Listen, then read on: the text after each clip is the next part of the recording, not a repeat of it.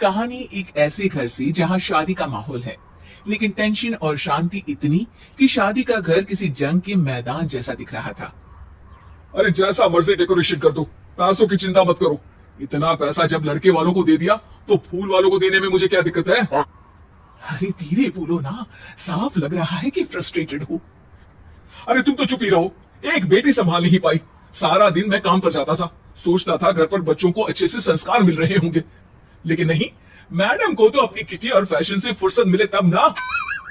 माँ चुपचाप वहां से चली जाती है। समझ में नहीं आता कि आखिर शर्मा खानदान में हो क्या रहा है। कल तक चिड़िया सी फुदकने वाली शीना की शादी यूं अचानक एक मोटे काले लड़के से क्यों हो रही है? शीना कमरे में हाथ में गुड़िया लिए बोलती है, मेरे साथ जो हो रहा है ठीक हो रहा है। तुम तो सब जानती हो, साहिल मेरे लिए भगवान है। अब जब वो ही नहीं मिला तो फिर कोई भी हो, जिंदगी ही तो जीनी है, जी लेंगे। बाहर शीना की बुआ किसी से बात करती है। अरे मोटा नहीं, उसे तो खाते पीते घर का कहते हैं। अब ओबेरॉय का नाम भी किसी को बताने वाली बात है। उनका इकलौता लड़का तो करोड़ों की सामी तो है ही।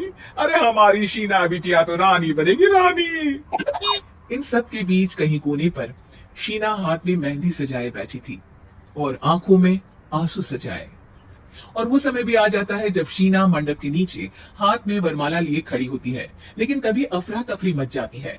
कोई कहता है, अरे लड़के की माँ को हार्ट अटैक आ गया। अरे अच्छी खासी थी, कैसे हो गया?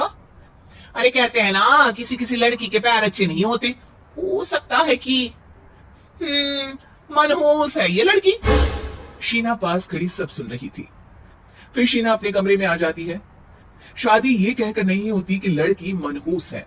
अब लगातार शीना के लिए लड़के देखने आते, लेकिन आस पड़ोस या किसी के कहने पर शादी हर बार टूट जाती। लेकिन एक दिन, अंकल, मैं काफी दिनों से आपसे मिलने की कोशिश कर रहा था, लेकिन हिम्मत नहीं हो पा रही थी। अरे बेटा, हिम्मत तो हमारी टूटी पड़ी है। वैसे कौन हो तुम? मेरा नाम साहिल है अंकल। मैं शीना से प्यार करता हूँ और उसी से शादी करना चाहता हूँ। अरे अब तो किस जात के हो ये भी मायने नहीं रखता।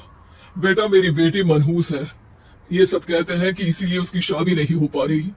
अगर तुम शादी करने को तैयार हो तो ठीक है। शीना की शादी साहिल से हो जाती है।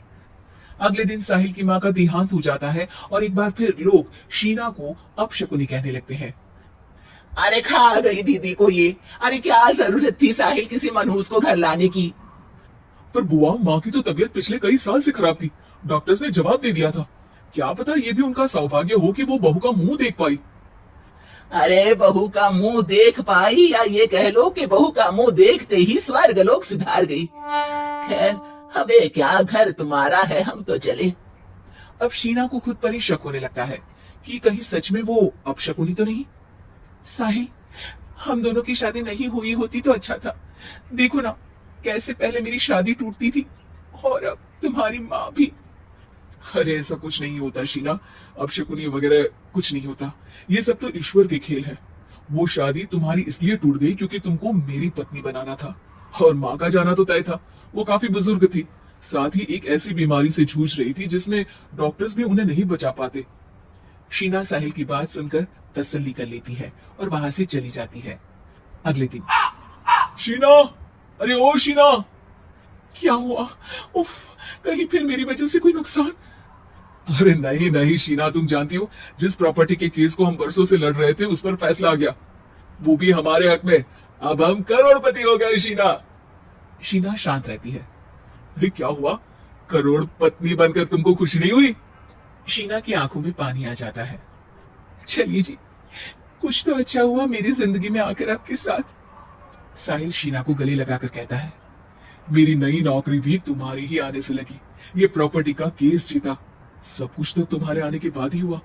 फिर तुम मनहूस कैसे? ये सुनकर शीना खुश हो जाती है।